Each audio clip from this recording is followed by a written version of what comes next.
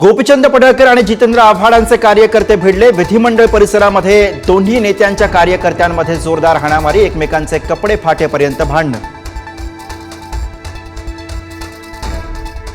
मारहाण करणारा पडळकरांचा कार्यकर्ता मकोका गुन्ह्यातील आरोपी। जितेंद्र आव्हाडांचा आरोप, मुख्यमंत्री प्रकरण गांभीर्याने घेतील असा विश्वास। आव्हाडांची प्रतिक्रिया।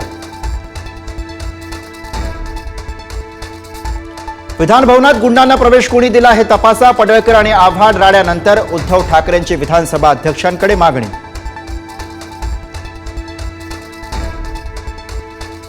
विधान भवनातल्या राड्या प्रकरणी आमदार गोपीचंद पडळकरांनी मागितली माफी। बावनकुळे आणि महाजन यांच्या सोबत चर्चेनंतर पडळकरांकडून दिलगिरी व्यक्त।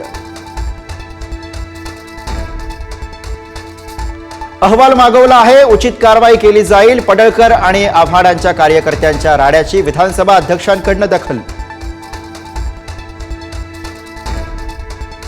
विधान भवनाच्या आवारामध्ये हाणामारी होणं हे महाराष्ट्राला न शोभणारं, कडक कारवाई करा, फडणवीसांची विधानसभा अध्यक्षांना विनंती।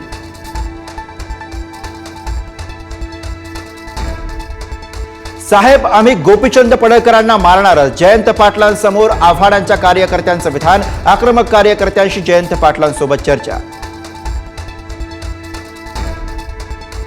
उद्धव ठाकरे आणि देवेंद्र फडणवीस यांच्यामध्ये 30 मिनिट चर्चा। विधानसभा विरोधी पक्ष नेतेपद, त्रिभाषा सूत्र आणि हिंदी सक्तीवर चर्चा। हिंदीची सक्ती हवीच कशाला, हे पुस्तक ठाकरेंकडून फडणवीसांना भेट।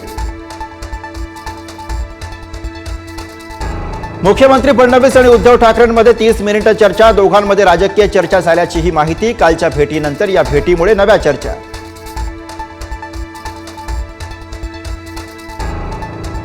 हनी ट्रॅपवरनं नाना पटोलेंचा विधानसभेमध्ये पेनड्राईव्ह बॉम्ब।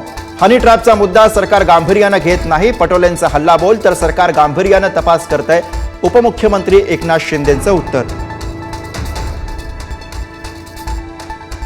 शालेय विद्यार्थ्यांच्या जेवणामध्ये अळ्या, जेवण खाण्यास नकार दिल्यानं संस्थाचालकानं विद्यार्थ्यांना रक्त येईपर्यंत मारलं। कवठे महाकाळमधील माळी इंटरनॅशनल स्कूलमधील धक्कादायक प्रकार। अंबरनाथ पालिकेमध्ये 2 गटात पोलिसांसमोरच तुफान राडा। शहरातील पार्किंग टेंडरच्या वादातनं एकमेकांना तुफान हाणामारी। मुंबईकरांसाठी good news, Vanrani toy train Borivali national पार्कमध्ये पुन्हा सुरू होणार।